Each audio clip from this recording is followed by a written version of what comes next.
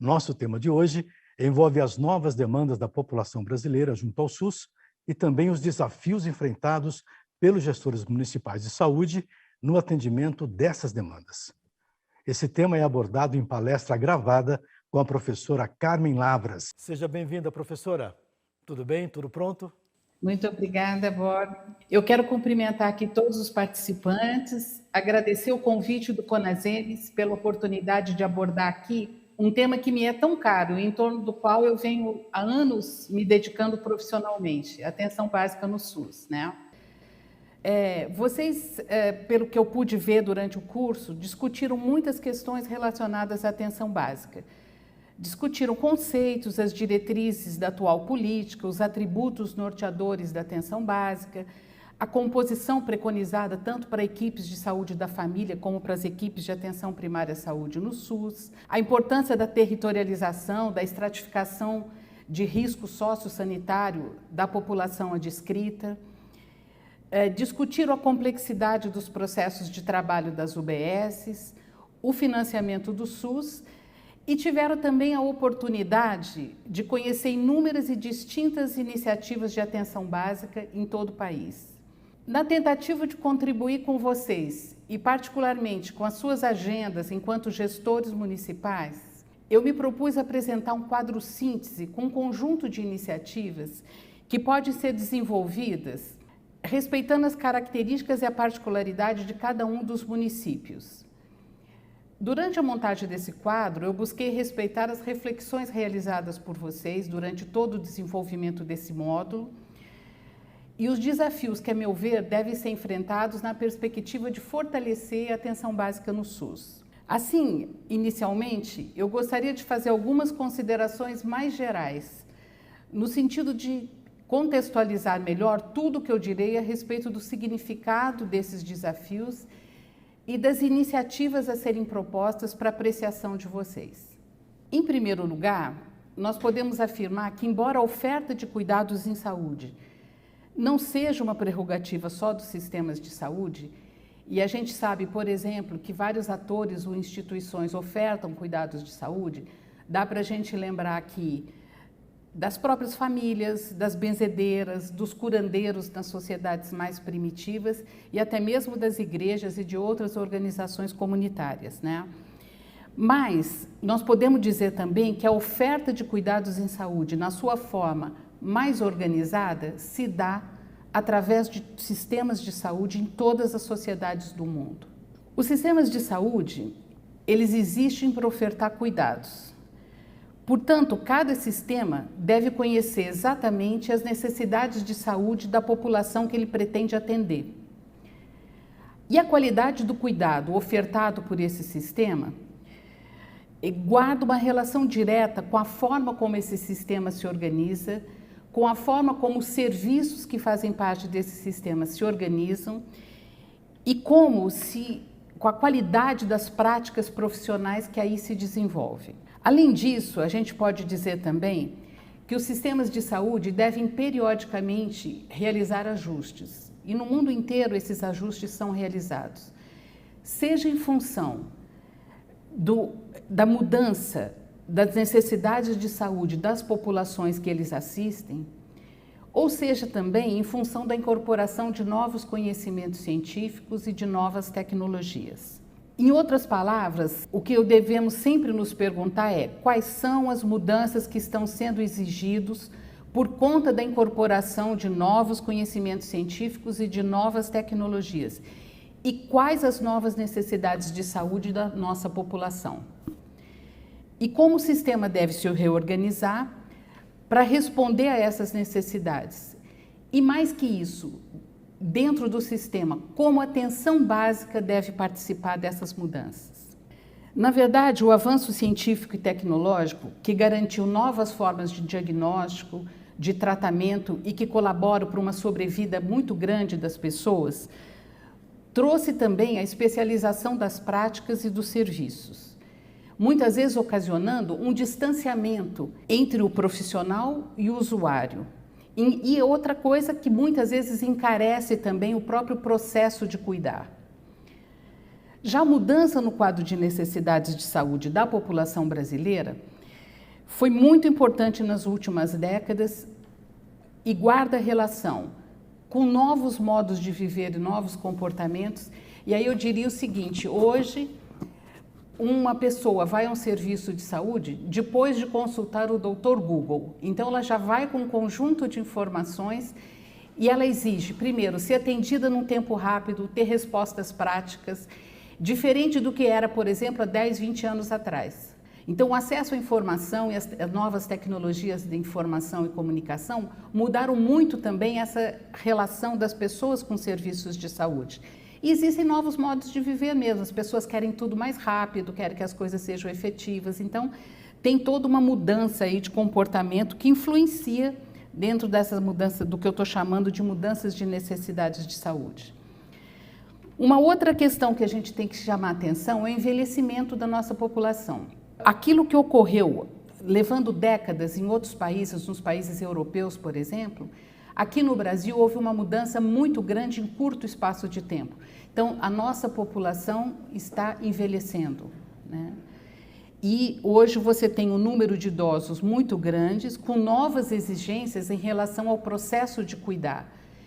Então, você hoje lidar com a quantidade de idosos que o sistema de saúde tem que responder é diferente do que 20 anos atrás, quando ainda predominava um atendimento mais de crianças e gestantes, vocês lembram disso, né? Bom, uma outra fato que fez com que as mudanças, houvesse mudanças, né, nas necessidades de saúde da população foi a própria melhoria de qualidade de vida no país, né? Que assim tem a ver com desenvolvimento econômico, social, embora a gente tenha que salientar, melhoraram as condições de vida, mas a gente não conseguiu superar a exclusão social. Então a gente ainda tem uma parcela importante e significativa da nossa sociedade que está submetida a condições de grande vulnerabilidade social. E por último, eu acho que cabe aqui, não é nem lembrar, porque isso está no nosso cotidiano, é a questão da pandemia de Covid, que trouxe uma carga imensa de quadros importantes que nós tivemos que responder, mas que tem também pela frente um desafio enorme, que não acaba só com a vacinação ou com o controle mais ágil da pandemia, mas nós vamos ter que lidar também com problemas daí decorrentes, com problemas de saúde, muitos dos quais a gente ainda não tem nem tanta clareza em termos de reabilitação e de readequação da vida de um conjunto de pacientes que tiveram Covid. Então vamos lá, se a gente olha, hoje nós temos um quadro com mudanças no modo de viver, com alterações no perfil demográfico apontando para o envelhecimento e com alterações naquilo que a gente chama do padrão de morbimortalidade da população brasileira, naquilo que a população brasileira adoece e morre. Então, quando a gente vai tecnicamente falar nisso, nós estamos falando o seguinte, que essas alterações dizem respeito, primeiro, a um aumento muito grande das doenças crônicas não transmissíveis, mas também a um aumento daquilo que nós chamamos de condições crônicas, que na verdade não são só as doenças crônicas não transmissíveis, mas são, por exemplo, algumas doenças infecciosas que se tornaram crônicas para o sistema. Vou dar um exemplo para vocês entenderem melhor. Por exemplo, portadores de AIDS, ou então de tuberculose. São doenças infecciosas, mas de curso longo. Pessoas portadoras de AIDS e de tuberculose provavelmente vão necessitar de atendimento no sistema até o final da sua vida. E hoje as condições crônicas representam mais de 80% da carga de doença no nosso país. Então, não bastasse essa questão, agora a pandemia de Covid, depois os índices expressivos que nós temos de causas externas, sejam suicídios, atropelamentos, acidentes por ar ou mortes por arma de fogo. Então, a gente tem aí também um outro lado importante que acomete principalmente a população mais jovem. Não precisamos pensar muito longe, vamos ver o que acontece, por exemplo, com os atropelamentos de moto hoje nos grandes centros urbanos e o que isso significa para os sistemas de saúde, né? E por último, mas não menos importante, a questão da gente ter um recrudescimento de algumas doenças infecto-contagiosas e os índices expressivos de morbimortalidade materna e infantil. e aqui decorrentes de uma combinação de fatores biológicos, sociais, culturais e mesmo de falhas no sistema de saúde. Com isso tudo que eu quis dizer para vocês, nossas necessidades de saúde mudaram e muito, e nós precisamos adaptar o sistema para responder melhor a essas novas necessidades. Para ficar um pouquinho mais claro, isso serve tanto para o SUS, que é o nosso objeto de conversa hoje, como para o sistema de saúde suplementar. Se você não muda, você não consegue responder às necessidades dos brasileiros hoje. Bom, são mudanças que eu vou tentar mostrar para vocês que necessariamente exigem uma atenção básica resolutiva e qualificada, conforme a gente vai poder ver a seguir. Então, quando eu vejo, por exemplo, que nós temos que produzir saúde antes até de tratar as doenças, essa produção social da saúde, que envolve outras áreas, não só o Sistema Único de Saúde, envolve as outras políticas todas, mas exige a participação do Sistema Único de Saúde, né? Elas são sempre feitas numa perspectiva intersetorial, que valoriza a participação social, que utiliza os equipamentos sociais e os recursos existentes no território, num determinado município. Isso exige o quê? Atenção primária à saúde fortalecida, a integração de políticas públicas e uma atuação intersetorial. Quando eu penso no manejo das condições crônicas que a gente falou, fundamental a gente ver que precisa da promoção da saúde, precisa também prevenir riscos e agravos que são comuns, inclusive, às várias doenças crônicas. A gente precisa integrar o conhecimento dos profissionais numa perspectiva interdisciplinar e tem que atuar de uma forma multiprofissional integrada. Não dá conta mais de um profissional só, o médico ou enfermeira ou quem quer que seja, atuar e dar conta das condições crônicas. Exige, isso sim, pelo próprio desenvolvimento do conhecimento, que segmentou um pouco o conhecimento e criou várias especialidades, uma abordagem integrada, seja com o médico, com a enfermeira, com o fisioterapeuta, com o odontólogo, com o terapeuta ocupacional, com o psicólogo, enfim. É um conjunto de profissionais que tem que atuar de forma integrada. As condições crônicas exigem também um estímulo ao autocuidado. Você tem que fazer um pacto com o paciente. O portador de condição crônica, o principal agente da sua saúde é ele mesmo. Mas isso exige que o sistema ajude essa pessoa nessa perspectiva do autocuidado. E, obviamente, uma continuidade assistencial, porque isso tudo se resolve através de uma articulação entre todos os serviços de saúde existentes num determinado sistema. Em última instância, atenção básica fortalecida, atenção especializada, resolutiva e um sistema integrado. O manejo das causas externas também, com ênfase nas atividades de promoção da saúde, de prevenção, de educação para o trânsito, por exemplo, de uma integração intersetorial, muitas vezes com o corpo de bombeiros ou com a polícia rodoviária, com quem lida com a questão do trânsito, os serviços de emergência, tanto pré-hospitalar como hospitalar estruturados, e serviço clínico, cirúrgico e de reabilitação estruturados e integrados. Em outras palavras, atenção primária fortalecida, serviço de urgência e emergência qualificado, serviços especializados ambulatoriais e hospitalares qualificados e um sistema integrado.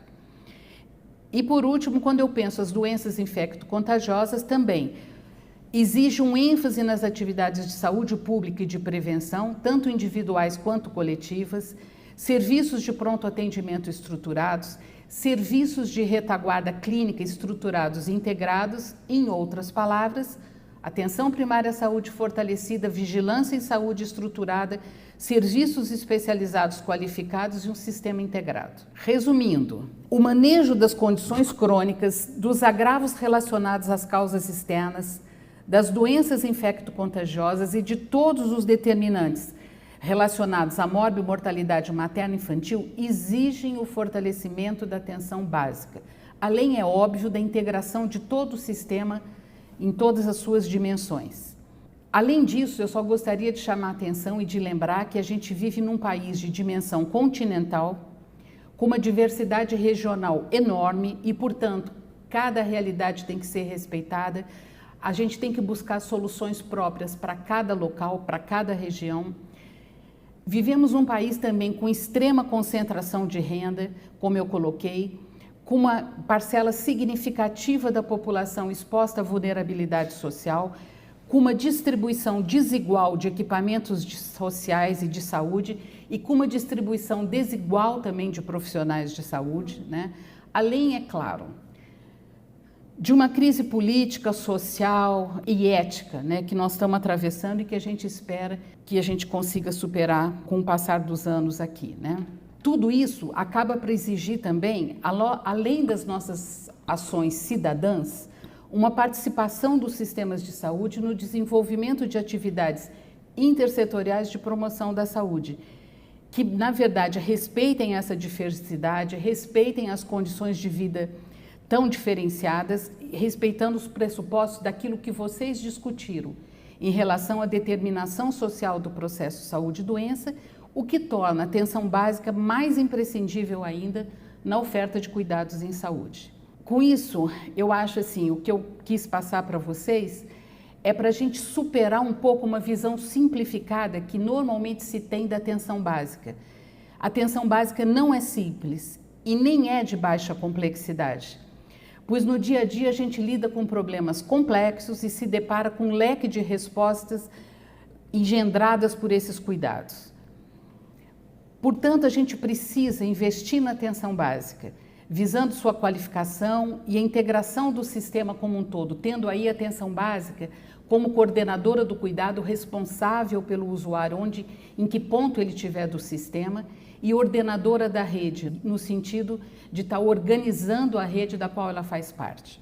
Vocês já discutiram a evolução da atenção básica no mundo, no Brasil, e a gente pode dizer que, independente dos enormes avanços que a gente conseguiu com o SUS, né, desde que o SUS foi implantado em relação à atenção básica, a gente ainda tem grandes desafios para serem enfrentados. Sejam eles referentes aos modelos de gestão e de financiamento, sejam eles referentes à própria organização. E quando eu falo de organização, eu estou falando a organização do sistema como um todo, na relação entre seus serviços, a relação existente entre os profissionais de um serviço, entre as equipes dos serviços e a relação entre o profissional e o usuário. Então, é um investimento importante que a gente deve estar fazendo na perspectiva de melhorar a saúde dos brasileiros na atualidade. E aí sim eu entro na discussão do tema central que nós temos que discutir hoje, que seriam os desafios enfrentados aí pelos gestores do SUS, né? E eu, antes de mais nada, vou pedir para vocês que eu gostaria de estar discutindo esses desafios em dois âmbitos, o das unidades básicas de saúde, que em última instância também são de responsabilidade dos gestores, e os desafios colocados no nível central de uma secretaria ou da equipe gestora da atenção básica numa Secretaria Municipal de Saúde. Na unidade básica de saúde, os processos de trabalho, eles independem da modalidade de atenção básica, desde que sejam orientadas pela estratégia de saúde da família, pelos atributos essenciais e derivados que vocês já discutiram e, obviamente, pela perspectiva de uma abordagem integral do processo saúde-doença. Mas tem que considerar os determinantes sociais de saúde em relação à população assistida e o território de referência. A UBS, ela, independente aí da modalidade, ela pode ser vista como uma unidade de produção de cuidado em saúde, como uma unidade operacional do SUS em âmbito municipal ou ainda como uma unidade funcional de uma rede regional, que é aquilo que hoje a gente busca estabelecer no SUS, que são as redes regionais de atenção à saúde. De qualquer jeito, se trata de uma organização complexa, como eu coloquei, que conta com profissionais de distintas formações, desenvolvendo atividades muito diversificadas, com ênfase no trabalho em equipe. Nós podemos dizer que lá se desenvolvem processos de natureza muito diversificado. Então, quando eu olho uma unidade básica, eu tenho lá processos relacionados à promoção da saúde, naquela perspectiva intersetorial de você estar trabalhando com outros recursos existentes no território. Tem um conjunto de processos assistenciais, seja de prevenção de riscos e agravos, seja de cura, de reabilitação e até de paliação, no sentido assim de dar dignidade e apoio a quem está na parte final da vida e as suas famílias, né? Tem um conjunto de processos de vigilância próprios da atenção básica. E aqui eu não estou falando da integração da atenção básica de vigilância, que vocês discutiram e é fundamental. Mas tem uma parte que é da própria atenção básica, que seria vigilância epidemiológica e sanitária, que a própria equipe ali está fazendo. Existem outros processos de apoio diagnóstico e terapêutico, de teste de alguns exames, eventualmente até de coleta de exames, mas outras vezes de realização mesmo de testes ou exames que vocês possam fazer na unidade. E até a questão da dispensação do medicamento, da entrega, etc. E mais o apoio logístico, que aí eu estou falando da parte, por exemplo, de manutenção física, eu estou falando da parte de limpeza, eu estou falando na parte de transporte, eu estou colocando a parte de vigilância, enfim, tem um conjunto, né, de ações e de atividades de apoio logístico e mais as atividades gerenciais.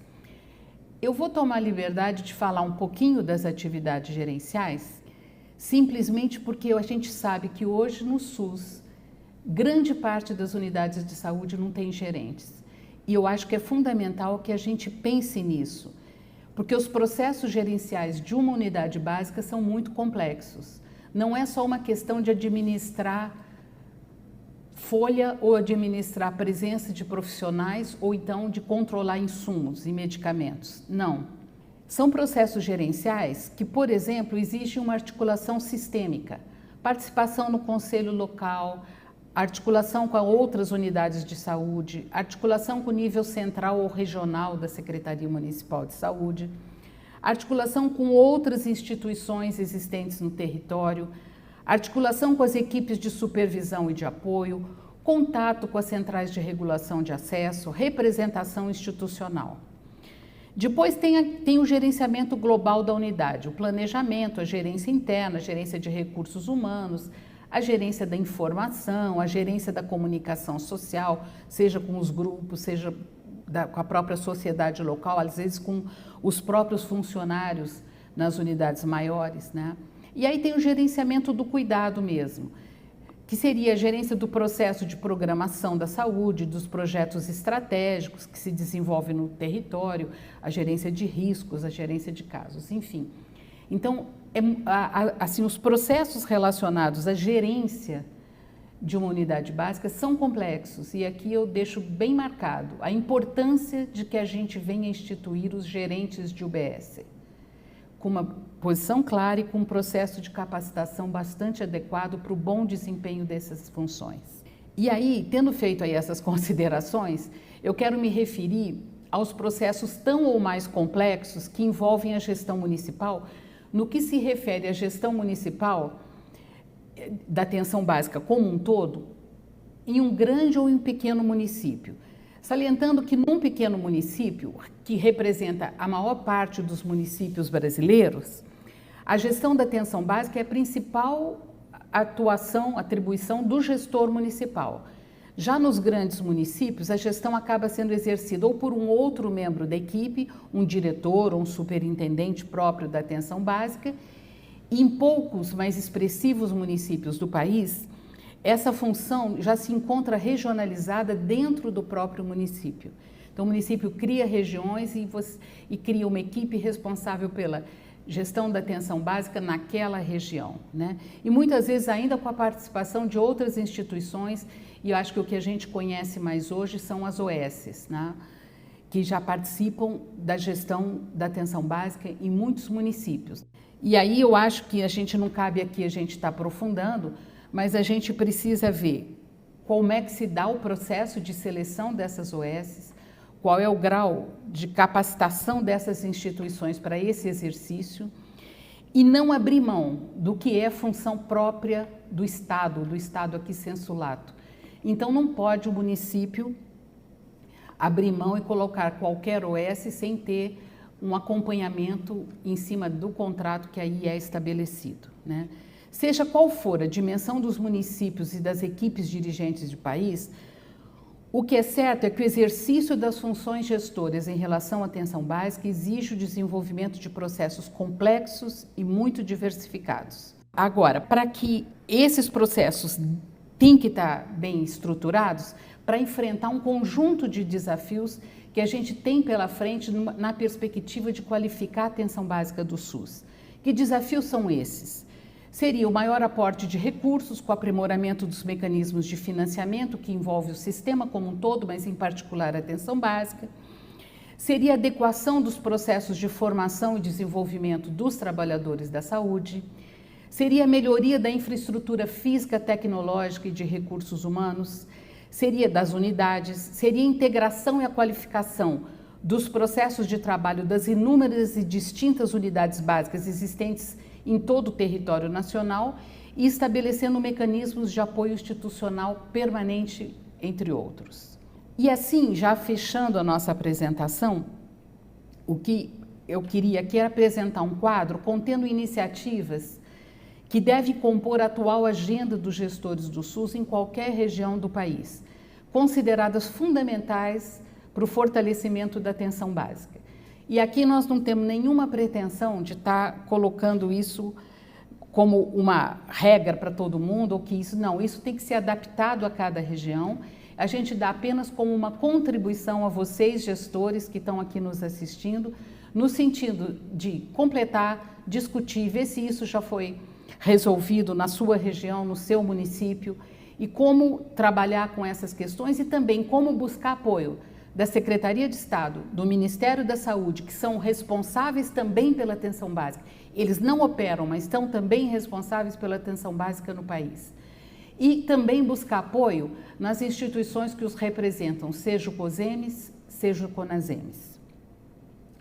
Então, fechando, no âmbito de gestão, a gente tem que trabalhar pela adequação do financiamento da atenção básica, pela ampliação e consolidação da estratégia de saúde da família, pela informatização do SUS e especificamente da atenção básica, pela melhoria contínua da infraestrutura física e tecnológica das unidades básicas, incluindo tecnologia de informação e comunicação, a implantação de mecanismos de apoio à regionalização e à configuração de redes a partir da atenção básica, o desenvolvimento de um sistema de regulação de acesso também a partir da atenção básica, a organização de um sistema de apoio institucional a partir dos serviços de atenção especializada e das instituições de ensino técnico e superior existentes na região. É importante que o matriciamento se dê através das instituições que também existem na região, das instituições de serviços especializados que apoiem a atenção básica, né? Estabelecimento de processos diversificados de acompanhamento e avaliação da atenção básica, se não no município, mas pelo menos na região, a utilização de mecanismos de incentivo para a qualificação da atenção básica, a flexibilização das formas de contratação, desde que haja um fortalecimento da gestão pública, porque nós não podemos flexibilizar se a gente não conseguir acompanhar, se não conseguir avaliar, se não conseguir ver o que está acontecendo. Um estímulo a iniciativas voltadas à formação de profissionais para atenção básica e o que eu coloco que seria a organização de um sistema de desenvolvimento dos trabalhadores do SUS com prioridade para os profissionais de atenção básica. E aí, falta dizer um pouco que quando a gente mergulha dentro das unidades básicas, nós temos alguns outros desafios que também tem que ser pensado pelo gestor municipal. Seria a adequação da infraestrutura física e tecnológica dessas unidades, a melhoria dos processos de trabalho, o aperfeiçoamento do processo de territorialização e a descrição de clientela.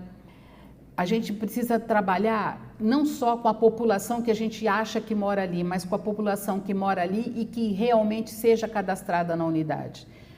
A definição de carteira de serviços, respeitando as necessidades de saúde da população e os recursos existentes, mas que não seja uma carteira só de serviços assistenciais.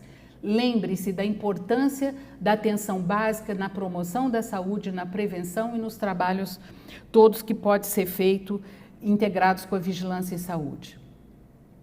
Aí melhoria realmente desses processos de integração da vigilância e o aprimoramento das formas de controle social, valorizando a percepção do usuário no cuidado. Então não é só uma questão, o conselho é fundamental, é que acompanha o que está acontecendo na unidade. Mas aquela pessoa que acabou de ser atendida tem que ser ouvida. Gostou do seu atendimento? Resolveu o seu problema? e a gente às vezes não avalia e não valoriza, né, a opinião daquele usuário. E eu fecharia dizendo da ampliação da utilização de um conjunto de tecnologias que a gente chama de microgestão do cuidado, ou seja, que ajude a organizar internamente tanto o serviço quanto a relação profissional-usuário. Então, modalidades diferenciadas de atendimento, não ficar só na consulta clínica individual, buscar outro tipo de relacionamento, de trabalhos em grupos, de grupos operativos, etc. Modalidades de trabalho compartilhado, com mais de um profissional atendendo, documentos de referência para as práticas dos profissionais, atividades de capacitação e retaguarda para os profissionais e instrumentos também que facilitem a relação profissional-usuário, que vão ser de vídeos, cartilhas, etc. Né? Nós temos vários exemplos por aí. Então, eu queria, assim, acreditando que vocês, gestores responsáveis pela atenção básica desse país, possam dar um salto de qualidade durante esse período que vocês estão aí à frente das secretarias, das diretorias municipais de saúde. Eu agradeço a atenção de todos, mais uma vez o CONASEMES, e espero de alguma forma ter contribuído com vocês na perspectiva de continuar a construir a atenção básica robusta e efetiva para todos os brasileiros. Obrigada. Muito obrigado, professora. Parabéns pela palestra. E agora vamos ter um debate envolvendo os temas abordados pela professora Carmen Lavras. Seja bem-vinda, professora. Tudo bem? Da professora Carmen Lavras, gostei bastante, um conteúdo bastante denso. Bem, vamos agora para o nosso bloco ao vivo. É um painel que vai responder às perguntas enviadas por nossos alunos e seguidores do curso Ser Gestor SUS, via chat no nosso canal no YouTube. Para compor nosso painel, temos a volta da professora Carmen Lavras, que está em São Paulo, e temos também o médico sanitarista Marcos Franco, que também é consultor do CONASEMES e está online com a gente no Distrito Federal. Bem-vinda, professora Carmen, mais uma vez. Bem-vindos Marcos Franco e todos os que nos assistem pelo canal Mais CONASEMES no YouTube. Marcos, você quer fazer um comentário sobre a palestra da professora Carmen? Que belo conteúdo, hein? Pois é. Acho que a professora consegue fazer uma síntese daquilo que é importante para a gente, gestor e da gestão municipal, na perspectiva da atenção básica. Eu acho que isso é porque ela, inclusive, já foi gestora, já participou do movimento dos secretários municipais, sabe muito bem as demandas e as importâncias que tem o papel do gestor municipal.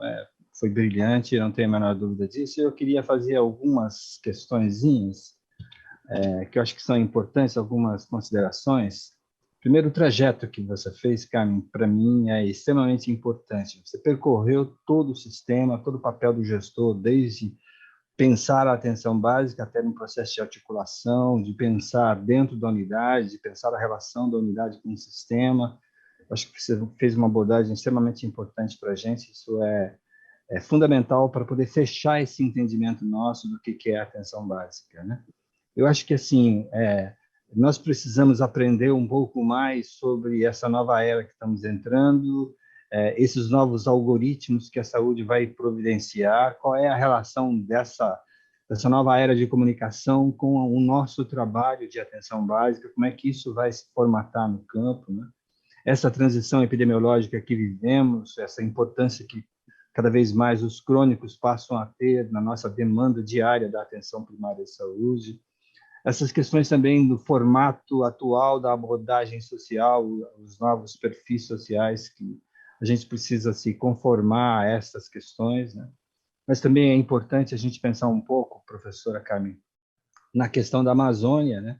A Amazônia tem singularidades importantes que precisam ser consideradas nessa questão da formatação da atenção básica e da relação dela com o sistema. Ela é um pouco diferente, por exemplo, desses grandes centros de regiões metropolitanas brasileiras, e, enfim, que tem toda uma formatação um pouco mais evoluída nesse processo de comunicação, embora ainda a gente tenha populações excluídas desse processo de informatização. Mas na Amazônia isso é vital, né? Nós precisamos redesenhar essa relação, reconstruir isso que você fala sobre um sistema de saúde que se adequa às necessidades de saúde da população, é uma necessidade premente nessas grandes áreas que a gente tem no país, com vazios assistenciais, com locais onde a atenção primária de saúde precisa ter um escopo, um conteúdo mais denso do que, por exemplo, precisa ter numa cidade que tem outros serviços com maior facilidade de acesso, né? Acho que isso é muito importante, né? Por exemplo, é muito frequente nas nossas unidades básicas de saúde encaminhar pacientes para poder... É extremamente importante. O gestor precisa planejar a construção dessa atenção primária de saúde, dessa atenção básica. A gente gosta de usar a atenção básica no Conasemos porque ela é extremamente importante na história da concepção da nossa responsabilidade com a atenção primária pelo setor público. Mas seja como for, né, que formatação de equipe, como eu vou planejar esse processo de evolução, né? Esse processo de evolução tem que estar incluído nos instrumentos de gestão do município. E mais do que isso, né, além de estar incluído nos instrumentos de gestão do município, elas precisam ter os seus processos de planejamento específicos em cada unidade, que tem todo um pensar sobre promoção da saúde, como é que ele vai articular intersetorialmente também, como é que ele vai agir nesse território, essa unidade básica. Às vezes, é importante que as equipes também façam esse plano de ação. Então, ler aquilo que está no Plano Municipal de Saúde sobre atenção básica, sobre o que é que se pretende fazer, né? E aí, com a participação da população na formulação desse plano, como é que eu vou operacionalizar isso pela minha equipe? O gestor tem que propiciar a essas equipes a capacidade e essa habilidade de fazer essa leitura daquilo que foi planejado e transformar isso numa ação de qualificação da sua atenção básica, de aumentar a sua capacidade resolutiva, né? Então, isso é extremamente importante para a gente. Eu vejo que, assim, a atenção básica no país, ela hoje tem uma boa resolutividade, mas ela poderia ser bem melhor, né? Se nós conseguíssemos resolver mais de 85% das razões de procura numa unidade básica de saúde, provavelmente as filas de esperas que nós teríamos para as especialidades, para os serviços mais de complexidade diferenciada, muito menores. Outra questão é o próprio custo disso, né? Então, nós sabemos que investir na atenção básica é muito custoso para o município. Hoje, nós sabemos que o financiamento do Ministério ele abrange mais ou menos 30% do custo da execução da atenção básica de saúde, das equipes de saúde da família, mais ou menos 30%. O restante é comprometido pelo próprio município, né? E é importante que o município, o gestor municipal, se apegue à nossa estratégia de saúde da família. A nossa estratégia de saúde da família é um sucesso, é um êxito na capacidade de resolver as nossas ações, né?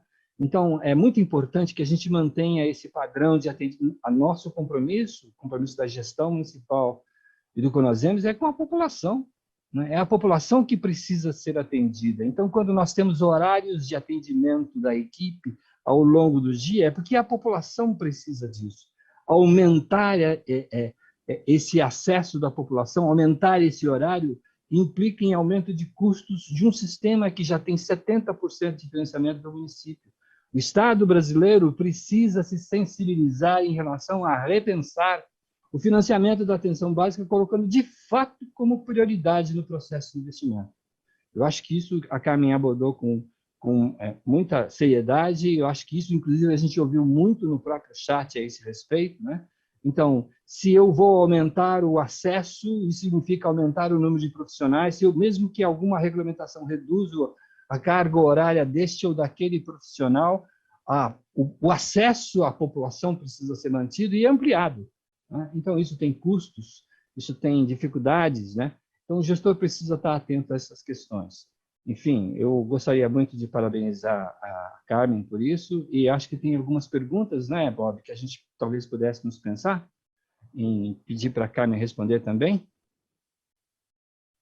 Perfeito. Muito obrigado, Marcos. Sim, Marcos, já temos algumas perguntas aqui, viu? E tem uma pergunta para a professora Carmen em relação a uma parte da palestra dela, onde ela menciona que 80% da carga de atendimento do SUS são de casos de pacientes crônicos de uma maneira geral. A pergunta é como lidar, professora, com essa demanda no SUS?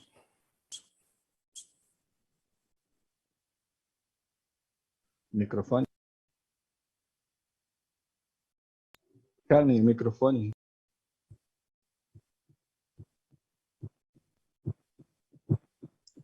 Boa tarde, desculpem aí. O que eu quis dizer, assim, 80% da carga de doença no país é de condições crônicas, né? O que significa, assim, que é um estudo estatístico que se faz no país todo e que se levanta do que a população brasileira vem adoecendo, né? Isso, sim, foi, como eu tentei colocar, foi uma mudança grande que teve entre as condições agudas que a gente atendia há 30 anos atrás, 20 anos atrás, foi mudando por conta daquelas causas todas que eu coloquei, e hoje a carga de doença é essa, e a gente vê que os sistemas, não é só o SUS, mas os sistemas não estão preparados para responder adequadamente a isso. Acho até que o SUS leva uma grande vantagem. Por quê? Porque tem atenção básica. Tem atenção básica com tudo isso que o Marcos colocou, que eu tentei colocar, mas está aí, né? Agora, para poder dar conta disso, a gente tem ainda que avançar muito na qualificação da atenção básica para ser mais resolutivo, né? E acho que respeitando tudo isso que foi colocado, acho que o Marco fez um comentário interessante, né, na questão, nós temos uma diversidade imensa e a receita não é a mesma para todo mundo, né? Agora, a gente sabe que todos devem aprimorar e tentar, por exemplo, trabalhar a questão do autocuidado. Não é a única coisa, mas o autocuidado para o atendimento do crônico é fundamental, porque ele fica grande parte da vida dele com ele mesmo, com a família, com os amigos. Ele não está no sistema de saúde o tempo todo. Então, o maior agente de mudança de um portador de condição crônica é o próprio paciente, é o próprio usuário, e é nele que nós temos que investir. Investir como? Propondo atividades de autocuidado, quer dizer, aprimorando as nossas iniciativas em relação ao autocuidado, dando mais informações, colocando ele em contato com outros pacientes portadores do mesmo agravo, às vezes para fazer trocas, trabalhando os fatores de risco, que são comuns, inclusive, em grande parte, são comuns a vários quadros apresentados. Então, e uma outra coisa importante, quer dizer, além de estimular o autocuidado, buscar a integração do sistema. Por quê? Toda a pessoa portadora de condição crônica pode ter um momento de agudização. É aquele momento que, às vezes, precisa internar, precisa ir no pronto-socorro, só que é uma pessoa cujo responsável por ela, pela saúde dela, é a unidade básica. Então, tem que estar integrado, tem que saber, tem que chegar no outro serviço sabendo que é aquela unidade que está acompanhando. Então, eu diria que para as condições crônicas, que representam, sim, 80% da carga de doença do país hoje, a gente tem, eu não sei, eu acho hoje balanceado um pouco com a questão da Covid, que nós estamos fazendo um parênteses, porque a pandemia é pandemia, então aí não é um hoje, vamos falar que hoje nós vamos ter, inclusive, condições crônicas derivadas da pandemia, né? Mas nesse momento a gente está ainda com um processo grande aí de doenças, que não de condições crônicas, mas de uma doença infecto-contagiosa. Mas, de qualquer maneira, as condições crônicas permanecem lá. E agora vocês me dão até licença de fazer um lembrete. Nesse processo de pandemia, a gente deixou de acompanhar muitos pacientes, ou porque eles não iam, porque realmente estavam com medo da contaminação, ou porque os serviços estavam superlotados, enfim, por um conjunto de questões, e que hoje estão voltando. Então, hoje, a atenção básica está dando conta da Ômicron, que está aí, e que nós estamos tendo que dar conta, está dando conta de continuar, manter a vacinação, e está dando conta também de um represamento que existiu e que está retornando hoje para a unidade. Então, acho que nós estamos vivendo um momento muito especial, né, em relação à atenção básica do país, seja onde for, seja nas populações ribeirinhas da região norte, como o Marcos falou, seja no morador de rua dos grandes centros, que cresceu imensamente essa população, seja nas populações de todos os municípios que têm dificuldade de acesso, que não é só a população ribeirinha, tem os quilombolas, nós temos população indígena com outras especificidades, enfim, a atenção básica é importante para tudo isso, né? E ela tem que dar um salto de qualidade, nesse momento, inclusive com uma responsabilidade muito maior do que já vinha antes da pandemia, né? Não sei se respondi, mas por aí, Márcio. Obrigado, professora. Marcos, eu tenho uma pergunta para você, viu? Que foi encaminhada. Eu quero passar para você, por gentileza. Como a atenção básica pode ampliar o atendimento multidisciplinar, Marcos? Eu acho que essa é uma questão de evolução do sistema, né? O sistema, eu me lembro bem quando a gente começou a discutir isso, essa era uma questão muito restrita, era só um médico, enfim, médico de família mesmo. Depois isso foi gradativamente tendo uma compreensão um pouco maior do papel da atenção básica, dos diversos profissionais que compõem a atenção básica. Isso é um processo evolutivo, né? Um processo evolutivo que tende a responder às necessidades do território e à capacidade de articular do gestor. Então, se o gestor for capaz de articular um processo matricial, de trabalhar com equipe, com especialistas, né, que possam dar conta das demandas do território, daquele território da atenção básica, tanto melhor. Acho que isso é uma questão importante, né? Pensar em equipes que componham com outros profissionais, isso não é um pecado, né? Isso é uma coisa importante que pode, desde que isso reflita a ação direta em cima das necessidades apontadas pelo território. Então, quem determina de fato qual é a formatação da atenção básica necessária é o território.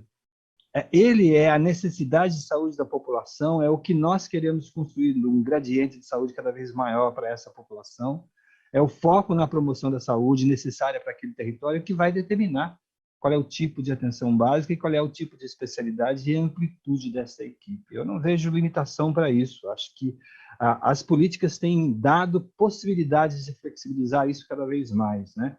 E a gente precisa construir uma série de experiências que deem conta dessa situação, mas sempre na perspectiva de manter aquela questão central que é a estratégia de saúde da família. Lembra da estratégia de saúde da família, que é um processo que a gente organiza na atenção primária em equipes de saúde da família, com aqueles preceitos básicos que a gente conhece de atenção básica, né?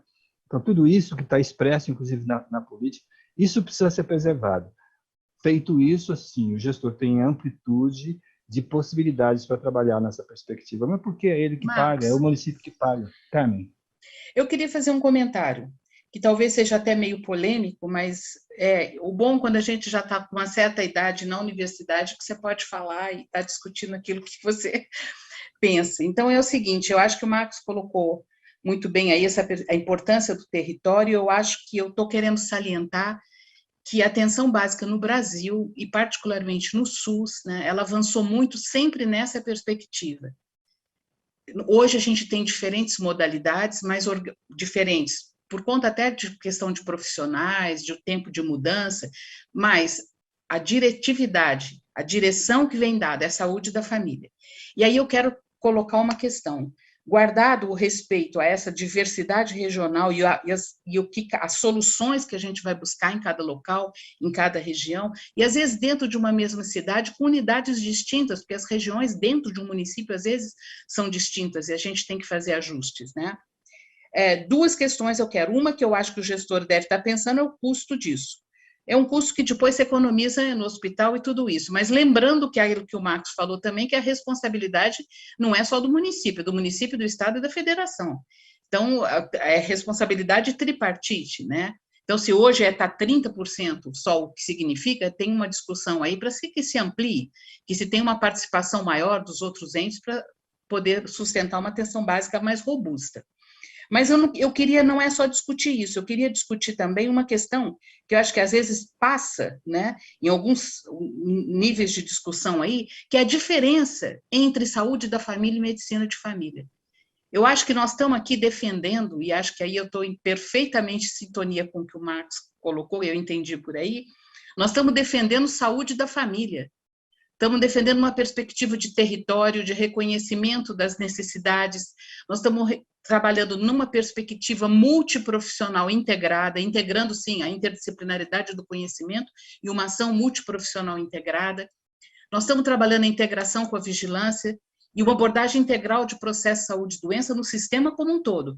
E na atenção básica, saúde da família, diferente do que é medicina de família.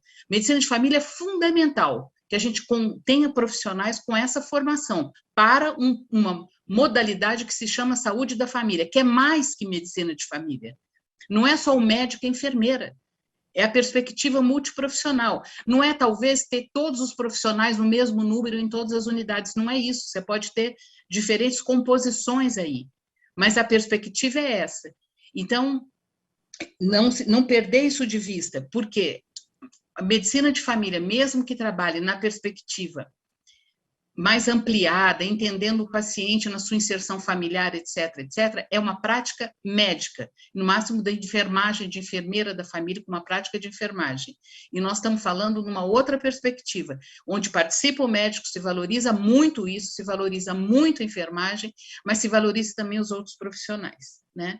Da gente poder estar trabalhando, porque senão eu acredito que a gente não consiga vencer esse perfil de condições crônicas num país com tanta vulnerabilidade social como o nosso, onde nós temos que enfrentar problemas sociais que vêm há séculos, né, se agravando e que estão aí colocados, né? Então, acho que a gente tem que defender a saúde da família, né? Me desculpa aí se me empolguei, mas eu acho que essa discussão hoje está na ordem do dia, né? Fabi, me permite, eu acho que a gente precisa fortalecer essa ideia da Carmen, porque é vital. Essa é a posição do Conasems, né?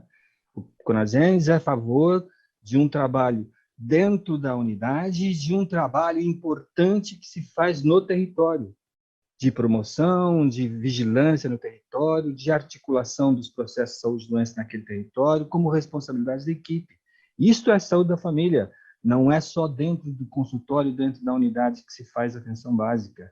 Essa posição não é uma posição do Conasems. Então, a posição do Conasems é essa que considera a inserção no território e é muito importante isso, né?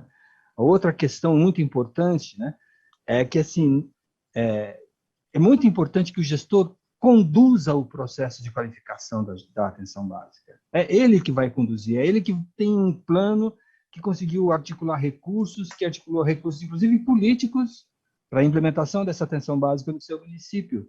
Isso não é uma técnica de autogestão da atenção básica, isso é uma técnica de planejamento do município. Então, a atenção básica deve participar do processo de planejamento do município. Depois disso, o plano feito, ele tem que transcrever isso em planos de ações das suas equipes nos territórios.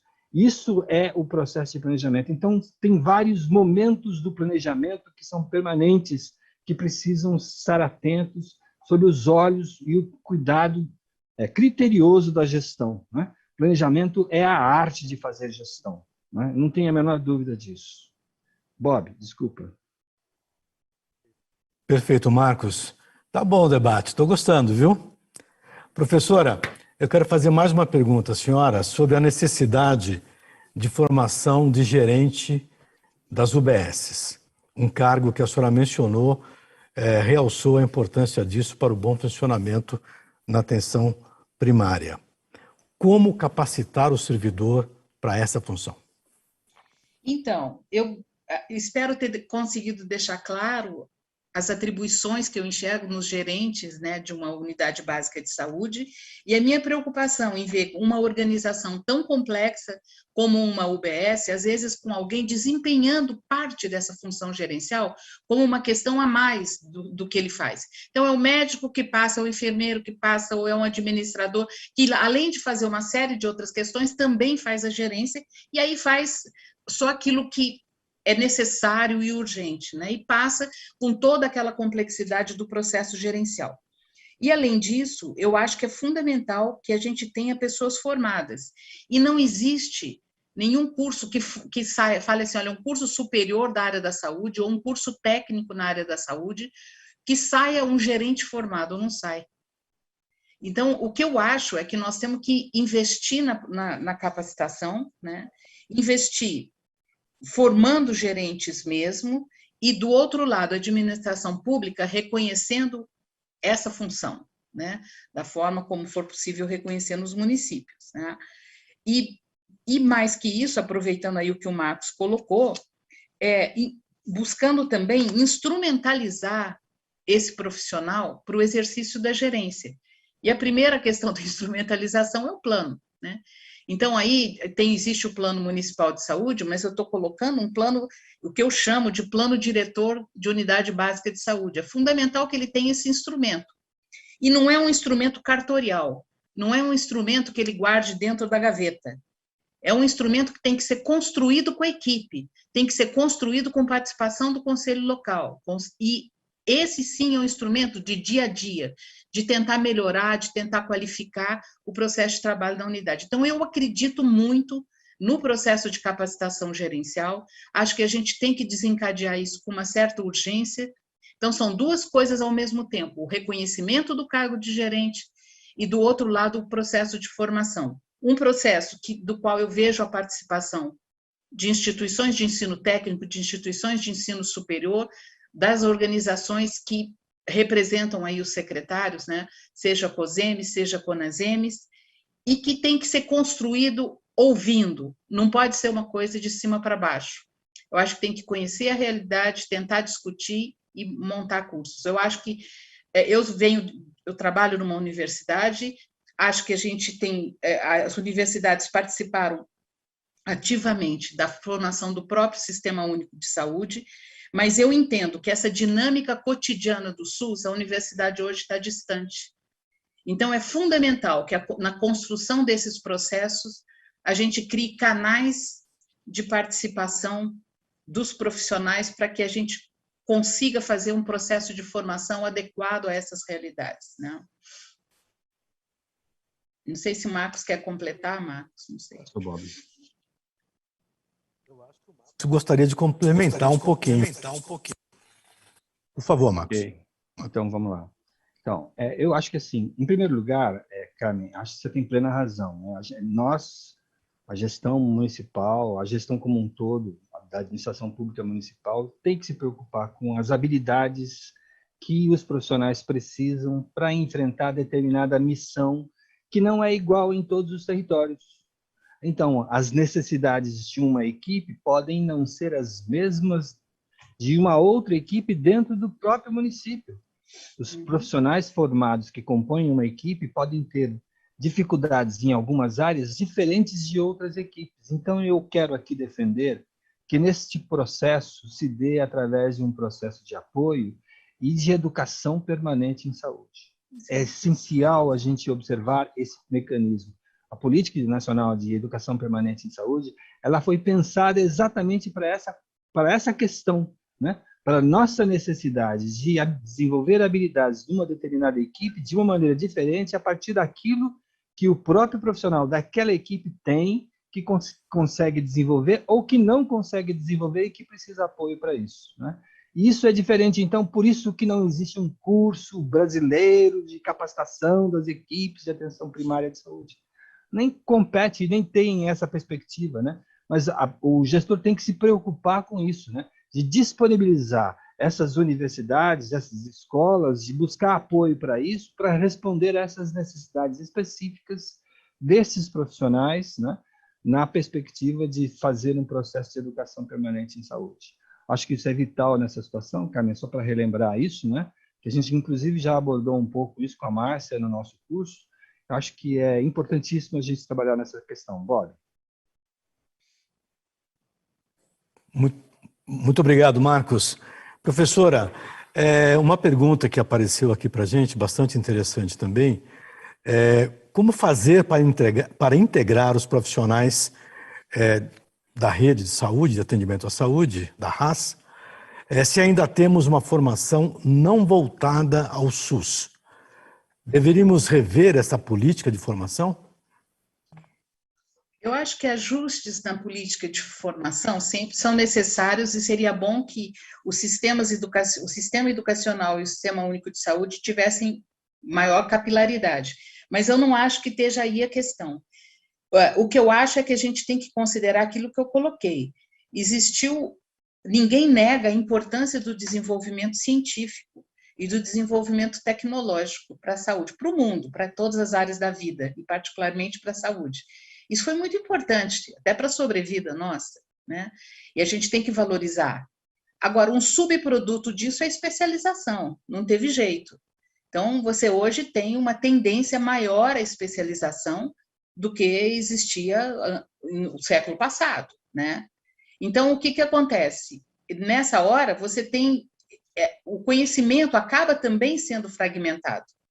E nós vamos ter que ter mecanismos que a gente possa estar articulando tudo isso, né? Então, parou? Posso continuar, não? Pode. Não, no meu entendimento, quando a gente fala na fragmentação existente, eu sempre trabalho em 3 dimensões. Existe uma fragmentação das práticas, que é isso que a pergunta foi mais dirigida, né? Então, da relação profissional-usuário, onde os profissionais eles veem uma parte do usuário, às vezes não consegue nem enxergar o corpo inteiro, muito menos a sua inserção familiar, cultural, social, enfim. E a gente tem que trabalhar tentando superar essa visão. Essa é uma questão. A outra é você superar a própria fragmentação do processo de trabalho numa unidade, onde, às vezes, mesmo na unidade básica, um paciente entra, parece que entrou numa linha de produção. Ele vem, faz a ficha, sai da ficha, vai para o material, sai do material, vai para o consultório, sai do consultório, vai para buscar um medicamento, faz a dispensação e vai embora. É coisa desse tipo. É uma linha de produção, a gente também tem que quebrar. Você tem que ter uma equipe que trabalha em conjunto e tem vários mecanismos para poder fazer isso, e tem várias iniciativas muito boas nesse sentido, né? Que já estão aí em curso. E tem um terceiro nível de fragmentação, que é o nível de fragmentação do próprio sistema, onde uma unidade não trabalha com a outra. Então, a gente fala em redes, é um conceito, mas o funcionamento de uma rede de atenção à saúde, mesmo nessa perspectiva de unidades coordenadas e trabalhando em conjunto, é muito difícil de ser construído, principalmente num país onde a gente tem a própria questão assim de municípios que não se conversam. A gente tem 80% dos nossos municípios, 70%, 80% dos nossos municípios não tem 20 mil habitantes. E são municípios pequenos que não podem ter tudo do sistema lá dentro. Então, a gente tem que pensar regionalmente. Os grandes municípios também têm que pensar regionalmente, porque são municípios que lá dentro tem um maior número de equipamentos de saúde, mas as regiões são distintas, né? E às vezes fazem interface com o município do lado, né? Então, a organização das redes é no sentido de superar essa fragmentação, que hoje existe, né? Entre atenção básica e serviço especializado, entre isso e os serviços de apoio diagnóstico terapêutico, e o paciente fica perdido no sistema. Então, assim, eu diria que superar a fragmentação é um objetivo nosso no âmbito sistêmico, no âmbito dos serviços e no âmbito das práticas profissionais, da relação profissional-usuário. Temos que trabalhar, superar isso tudo, né? E a gente tem uma série de iniciativas já importantes nesse sentido, mas nós ainda temos uma política muito frágil nessa direção, né? Então, temos que criar mecanismos que estimulem a superar essa fragmentação. Claro que com o protagonismo da atenção básica, porque caso contrário a gente não consegue. Então, eu diria que se existem dois grandes desafios quando a gente pensa em SUS hoje, o financiamento eu nem falo, porque o financiamento ele já nasceu subfinanciado e continua subfinanciado até hoje. Nós temos que superar o subfinanciamento, mas além disso, tem 2 questões que acho que não pode sair da cabeça do gestor. Superar a fragmentação e investir na atenção básica para que ela seja cada vez mais qualificada e cada vez mais robusta, né? Perfeito, professora.